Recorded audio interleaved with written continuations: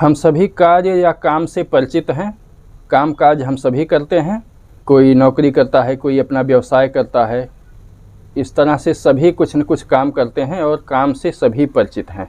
और धर्म के मार्ग पर चलने वाले योगी, सन्यासी इत्यादि तमाम लोग कर्म से मुक्ति के लिए तमाम तरह के प्रयास करते रहते हैं। आज हम इसी के बारे में बात करेंगे। कामकाज से होने वाली थकान या तनाव और हमारा अवकाश, हमें अवकाश की आवश्यकता क्यों पड़ती है और हमें मनोरंजन की आवश्यकता क्यों पड़ती है और हम मनोरंजन कैसे करते हैं, इन सब के बारे में आज हम बात करेंगे। तो शुरू करते हैं। हमने मनुष्य के रूप में जन्म लिया है, तो फिर हमारे अपने निजी आवश्यकताओं के लिए, अपने परिवार की आवश्यकताओं के लिए, अपने समाज और देश की आवश्यकताओं के लिए हमारे कुछ कर्तव्य निर्धारित किए गए हैं। जिस परिस्थिति में या जिस जगह पे हम हैं उस हिसाब से हमारे कुछ कर्तव्य हैं और उनका पालन करना हमारा धर्म है, नैतिक कर्तव्य है। नहीं तो यह देश और समाज और फिर सृष्टि की ही गाड़ी चल नहीं पाएगी और सब कुछ नष्ट हो जाएगा।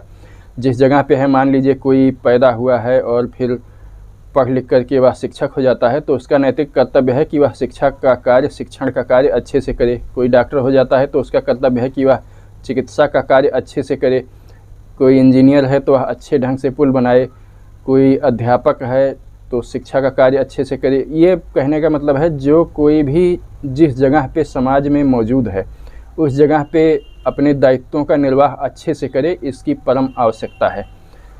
और इसके लिए आवश्यक है हमें अच्छे लोग, नैतिक और धार्मिक और रूप से अच्छे लोग और व्यावसायिक और तकनीकी रूप से कुशल और बुद्धिमान लोग, अपने दायित्वों का सही से निर्वाह करने वाले लोग हमें मिलते रहें, ताकि हमारे समाज और देश की गाड़ी आराम से चलती रहे। लोग अपने निजी आवश्यकताओं की पूर्ति के साथ साथ, अपने परिवार की आवश्यकताओं की पूर्ति के साथ साथ अपना और अपने परिवार का भरण पोषण करने के साथ साथ अपने देश और समाज के लिए अपने कर्तव्यों के रूप में किए जाने वाले योगदान को भी अच्छे से पूरा करें। इसके लिए हमें अच्छे लोगों की आवश्यकता है। लोग काम करते हैं, सुबह से शाम करते करते लोग थक्कर चूर हो जाते हैं। ज़्यादातर मामलों में क्या होता है, लोग जो काम करते हैं वह उसे पसंद नहीं करते। ज़्यादातर मामलों में कोई कुछ बनना चाहता था लेकिन फिर रोजगार की व्यवस्था के कारण कुछ और बनकर बैठा है, या तो उसको वह बनने के अवसर नहीं मिले, या फिर ऐसा भी हो सकता है कि वह जो बनना चाहता था वह बन करके वह अपने आर्थिक आवश्यकताओं को पूरा नहीं कर सकता था, इसलिए वह मजबूरीवश जो है कुछ और बना हुआ बैठा है और इस तरह से अपना मन महसूस कर उस काम को करने में लगा हुआ है। मैंने देखा है कि लोग काम को करके उतनी थकान को नहीं प्राप्त होते हैं जितना किसी काम को करने के बारे में सोच कर थकान को प्राप्त हो जाते हैं। थकान जो है ज़्यादातर मानसिक होती है, शारीरिक थकान तो कम होती है और आराम से सो करके और फिर कुछ मनोरंजन के साधनों को अपना के पूरी की जा सकती है। लेकिन जो मानसिक थकान होती है, किसी काम को पूरा करने को लेकर किए जाने वाले उधेड़बुन के रूप में जो थकान प्राप्त होती है हमें, वह आसानी से दूर नहीं होती है और वह फिर हमारे कार्य क्षमता को भी प्रभावित करती है। और इस तरह से बेमन से जब हम काम करते हैं कुछ समय तक, तो शीघ्र ही थकान को प्राप्त हो जाते हैं और हमें अवकाश के क्षणों की आवश्यकता होती है ताकि फिर से हम तरोताज़ा होकर उस काम को पूरा कर सकें। और ऐसा जब चलता रहता है काफ़ी समय तक, तो फिर एक विराम की आवश्यकता होती है और हमें मनोरंजन की आवश्यकता होती है ताकि हम तरोताज़ा होकर फिर से अपने दैनिक काम को पूरा कर सकें। काम करने की आवश्यकता होती है क्योंकि हमें अपनी और अपने परिवार की आवश्यकताएं, आर्थिक आवश्यकताएं पूर्ति करनी होती हैं, आर्थिक आवश्यकताएं पूर्ण करनी होती हैं। और इस तरह से अपने और अपने परिवार की आर्थिक आवश्यकताओं की पूर्ति करने के लिए हमें अपने समाज में कुछ योगदान देना होता है, जिसके परिणाम स्वरूप हमें कुछ भुगतान प्राप्त होता है और उसके द्वारा फिर हम अपनी आवश्यकताओं को पूरा करते हैं।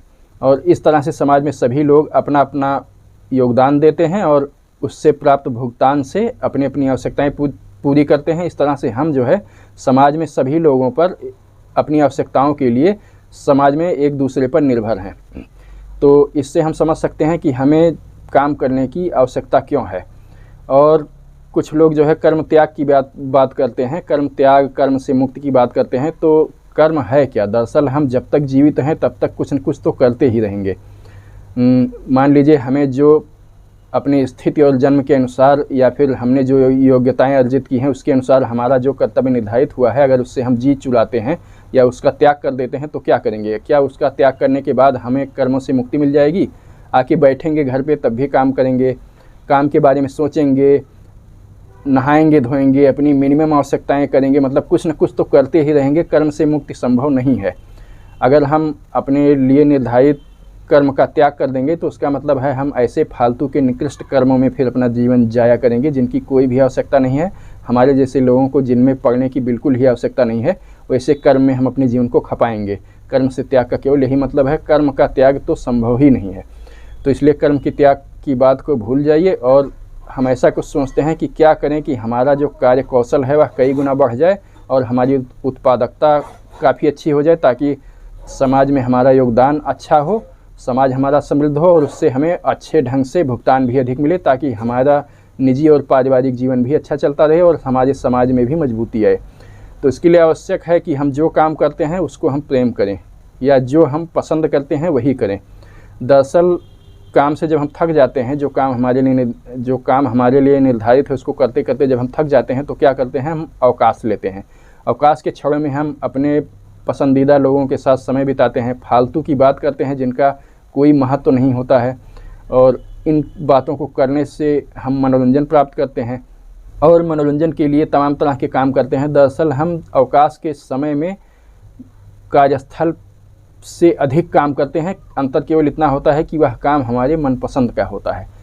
तो अगर हम जो काम कर रहे हैं वह हमारे मनपसंद का हो तो हमारी कार्य क्षमता कई गुना बढ़ जाएगी। कार्यस्थल जैसे हम अपने मित्रों, हितैषियों या परिवार के बीच में रहते हैं तो जिस तरह से प्रशांत और प्रसन्न प्रफुल्लित रहते हैं और खूब एंजॉय करते हैं, इसी तरह से अगर कार्यस्थल का वातावरण हो जाए, वहाँ के लोग जो है एक दूसरे से इतने अच्छे व्यवहार करने वाले और मिलनसार और सहयोगात्मक हों, तो फिर हमारी कार्य क्षमता कई गुना बढ़ जाएगी और काम करने में हमारा मन लगेगा। और हम काम को, अगर इसके ऊपर सोने पे सुहागा हो, अगर हम काम को पसंद भी करते हैं तो फिर हमें बहुत अधिक काम कर सकेंगे और कम से कम थकान लगेगी, और वही हमारा काम ही हमारा मनोरंजन भी होगा। इसके लिए हमारे धर्म ग्रंथों में भी तमाम तरह के उपाय बताए गए हैं। जैसे श्रीमद् भागवत गीता में भगवान श्री कृष्ण ने बताया है कर्मयोग के बारे में। कर्मयोग के अनुसार हमारा अधिकार केवल कर्म करने का है, फल को पाने का अधिकार हमारा नहीं है। मतलब हम कोई काम करते हैं तो आवश्यक नहीं है कि जिस उद्देश्य के लिए या जिस परिणाम की आशा में हमने कोई काम किया है वह उद्देश्य से पूरा हो या वैसा ही परिणाम आए, यह आवश्यक नहीं है। मान लीजिए कोई नदी है और उस नदी को हम बांध बनाते हैं ताकि उसकी धारा दूसरी तरफ मुड़ जाए, तो आवश्यक नहीं है जितना श्रम हम करते हैं उसके परिणाम स्वरूप जो है जिस तरह से हमने चाहा था कि धारा उधर मुड़ जाए वैसी मुड़ ही जाए। यह मैं केवल एक उदाहरण के लिए समझा रहा हूँ। ऐसे बहुत सी परिस्थितियाँ आपने अपने जीवन में देखा होगा कि वैसा काम करने पर हम चाहते हैं जैसा परिणाम हो वैसा नहीं होता है बहुत बार। तो कर्मयोग का ये मतलब है कि हम काम करें तो केवल काम करें, काम से प्रेम करें। तो अगर हम काम करेंगे तो काम को करने में ही जो आनंद मिलता है वही उस काम का पुरस्कार होगा और फालतू में हमारी निगाह फल पे नहीं जाएगी। फल पे जाने का मतलब है काम तो हम आज कर रहे हैं लेकिन हमारी निगाह कल पे है कि इस काम जब पूरा होगा तो इसका परिणाम कैसे आएगा और कैसा होगा, हम कैसे एंजॉय करेंगे। तो इस तरह से हम इस उधेड़ बुन में अपने मन को लगाए रहते हैं और काम तो यहाँ करते हैं तो हमारा मन जो है दो हिस्सों में बँट जाता है और हम पूरी तरह से पूरे मनोयोग से काम नहीं कर पाते हैं, जिससे हमारी उत्पादकता और हमारी क्षमता प्रभावित होती है। और आज काम करने में और कल फल पर ध्यान लगाए रखने में इन दोनों के बीच में एक तनाव या खिंचाव होता है। इस तरह से जितने अधिक हम इन प्रक्रियाओं में डूबते जाएंगे, पूरी तरह से डूब करके पूरे मनोयोग से हम काम नहीं कर पाएंगे और इन दोनों के बीच में खिंचाव बढ़ता जाएगा। कुछ समय बाद हम काम पर्याप्त ढंग से ना करने के बावजूद बहुत अधिक थकान का अनुभव करेंगे और इस तरह से हमें फिर विराम की आवश्यकता होगी ताकि फिर से हम तरोताज़ा हो सकें। कुछ इस काम को हटकर किसी दूसरे काम को करने को लेकर हमको अपना मनोरंजन करने की आवश्यकता होगी। इस कार्यस्थल पर मौजूद लोगों के बीच से हटकर हमें अपने परिवार के लोगों या फिर मनपसंद लोगों के बीच में जाकर बकवास की बातें करके अपना मनोरंजन करने की आवश्यकता होगी ताकि फिर से हम उस परिस्थिति में जाके काम कर सकें।